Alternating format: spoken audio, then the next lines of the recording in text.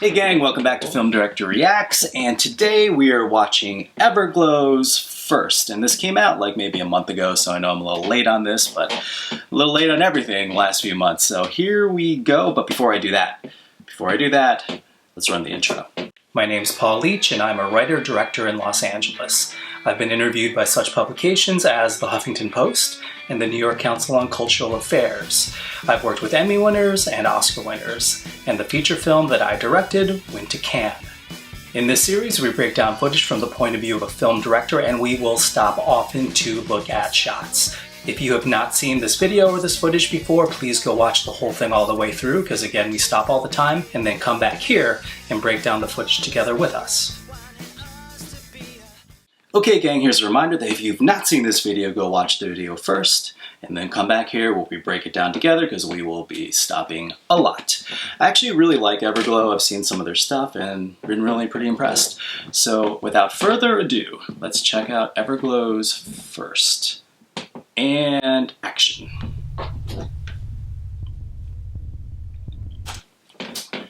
That's really cool. You have this sort of Bane thing going on. I'm sure a ton of people have seen it, and just for the record, I usually have water in here, but I have iced tea today. Who is this? Which person? I can't really tell. All right, let's go. Action.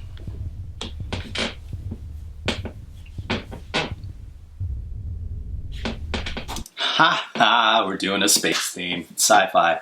Love it already. Looks good.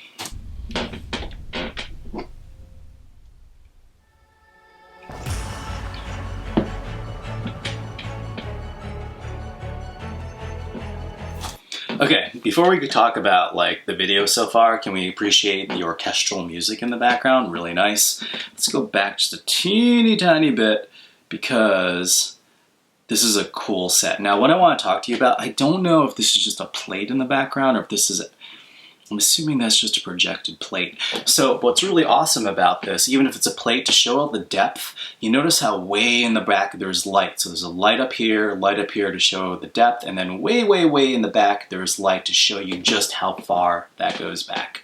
You always it's a good thing to create a lot of depth. Good job. It's cool lighting in here. Looks like I'm on some starship. And it's interesting that they have air blowing in the background too, because it makes you feel like you're outside, like maybe in the hull of an entry point. You can see their hair blowing. Anyways.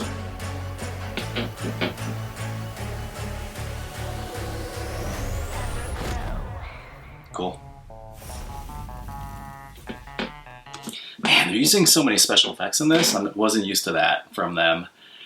It's cool, but it's sci-fi, so it totally makes sense. Good, good warping to create transitions. Super cool.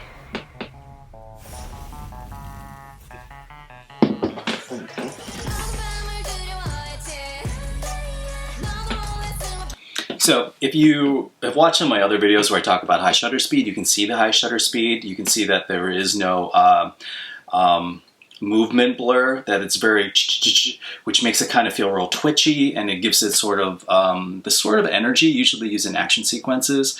And then they're really pushing in fast on her. Is that Mia? I don't know.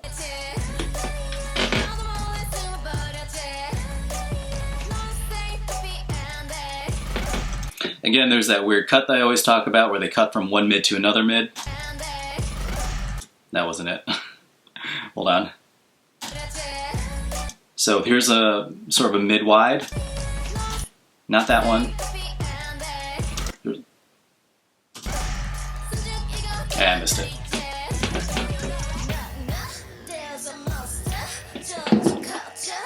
Can we talk again about, I talk a lot about separation from the background to create depth. You notice how dark they are and how light the background is. It really gives them separation from the back. Super good job. This is really cool back here too. It's this dusky kind of like organic thing. I like it.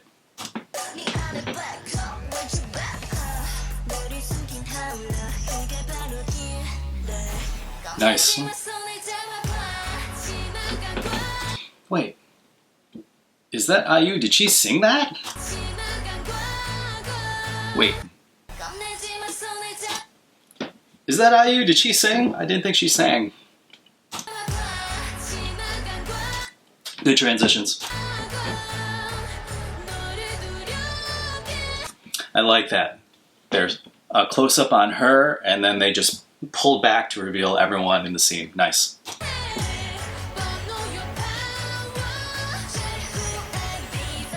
Yeah, so you just see that cut again, that mid-wide to another mid-wide. Here we go. So here we are at sort of this mid-wide, and they just cut to another mid-wide for no reason. But again, it's for a reason. I think they're trying to add like a little energy to it, and it was right on the beat.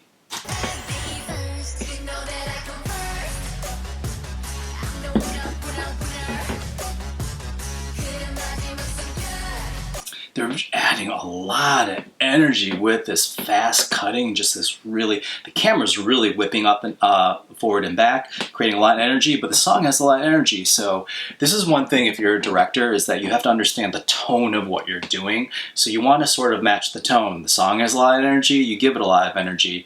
Unless you're trying to go opposite, which could be a very strong artistic choice as well, but good.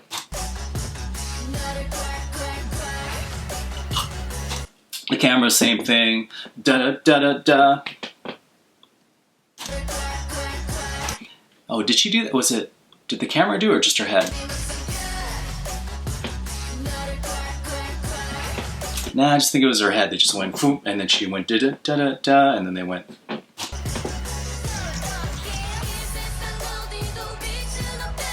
If they had done it, that would have been cool.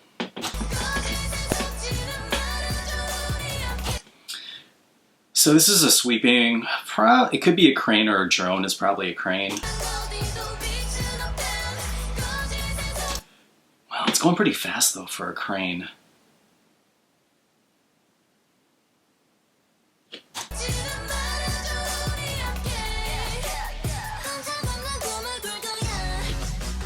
What I would, I'm sorry, I'm still thinking about this shot because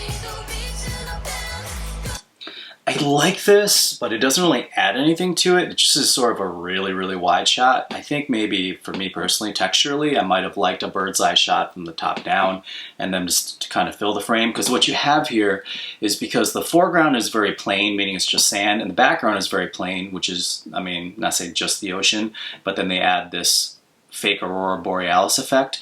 Like there's not anything super interesting necessarily going on here, and so the only interesting thing is there. Like the difference would be is if you're like maybe in a forest and there was like, you backed up because we're passing, like imagine that there's all these trees and we're sweeping past all these trees in the foreground. That would make a lot of sense. This is not necessarily a wasted shot, but it also doesn't do as much as it probably should.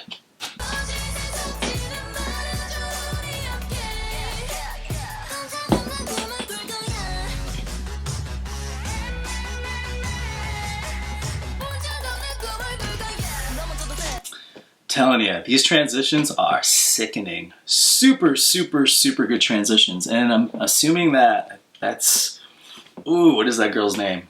Ugh, it's gonna come to me. Dang it. I assume that there's glass there and we're shooting up through the glass. Man, I haven't seen Everglow in a while, so I'm forgetting everyone's names.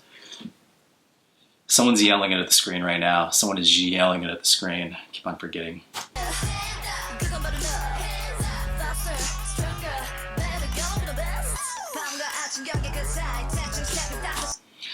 I didn't know this, isn't that Anda? I didn't know she rapped either. So I didn't know IU sang and I didn't know Anda rapped. Oh, what is that girl's name?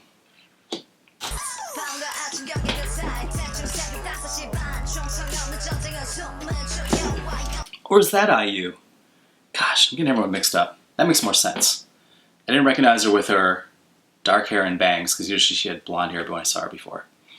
Getting everything mixed up, guys. Someone in the comments is like furiously typing. It's like, no, you got the people wrong. It's fine. Let me know.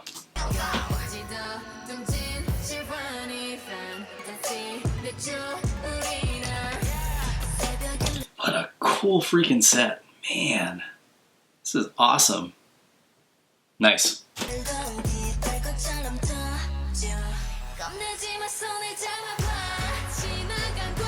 Okay, that's Anda, right? The blonde now. beautiful. Wow. Looks really good. This is a great shot.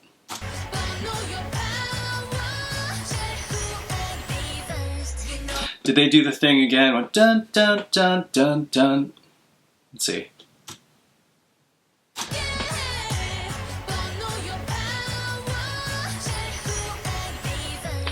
No, they didn't. They just kind of left it on her a little bit, and she did it. But it would have been cool if they went dun dun dun dun dun. All right, I want to see the shot now. Now, do you see that the shot is a little distorted, like her nose looks really big? That's because the camera lens is very close to her face. What happens is, because of the curvature of the glass, when the camera lens is physically close to someone's face, it actually causes distortion. And the way you get rid of that is you actually go further back and use a longer lens, so you zoom in a little bit, and those are more beauty shots. That probably would have been better for this, because I don't think you want Mia to look weird. So I don't say that's a mistake, but it could have been shot a little better in the situation. Further back, longer lens, you don't have this distortion, her nose doesn't look so big. You don't have that kind of wraparound look.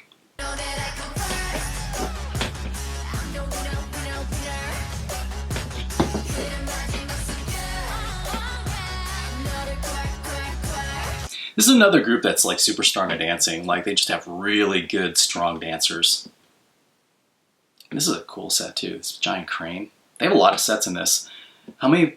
They have almost 58 million. Huh. They're making some money. Action.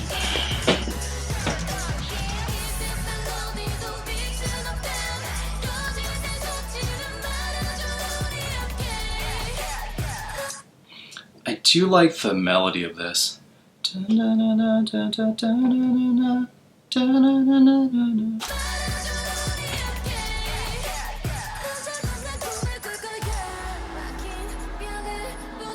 Such good transitions. Really, really good.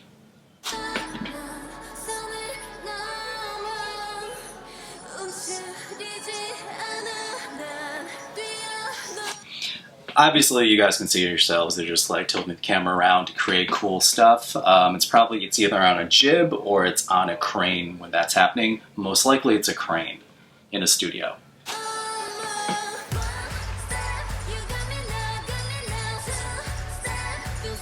So look at this. Okay, here's those extra wide shot, and this is where this is different than the other shot, because now you have this cool thing here and all this cosmos in the background. You're actually highlighting the background. Like the background is interesting, so you're doing a super wide shot to highlight what the background is.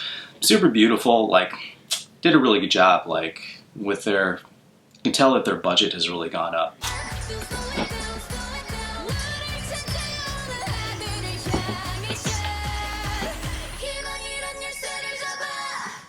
Such a good transition. And I'm telling you, like, such a good transition because the sets are completely different. It offers such a contrast. So if you're making like music videos out there, when you do like big transitions, make sure there's a big contrast to the way things look. So you feel the transition, because if things look very similar, it doesn't hit you or impact you as much. But you feel this transition because it's so different. This set is so different than this one. And they did it right on a different part of the song, which is perfect. Her voice sounds really good in this.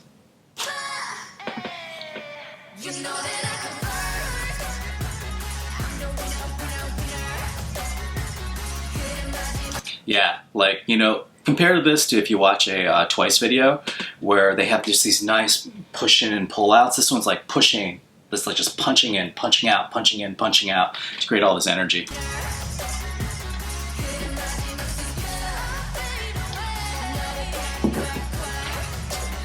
Can you guys see the high shutter speed? It's so obvious in this when they do this thing with the arms that there's no motion blur. So if you're looking at the camera right now, my shutter speed's in the where it should be. Usually the shutter speed's twice what your frame rate is, and you should see some natural motion blur. That's how your eyes see.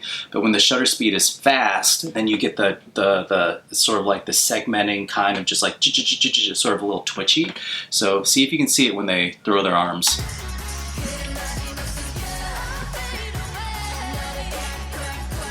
Can you tell it when they're doing this with the arms?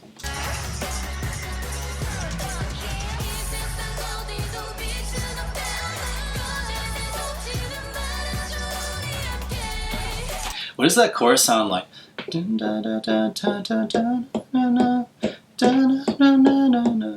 That sounds like something else. Someone knows, let me know.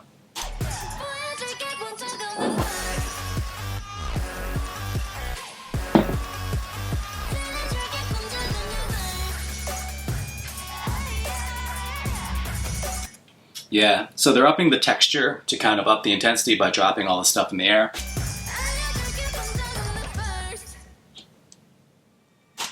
And it's cool that these are the same colors, their outfits, and again, look, it's high contrast because the back is very light and everything punches out of the front.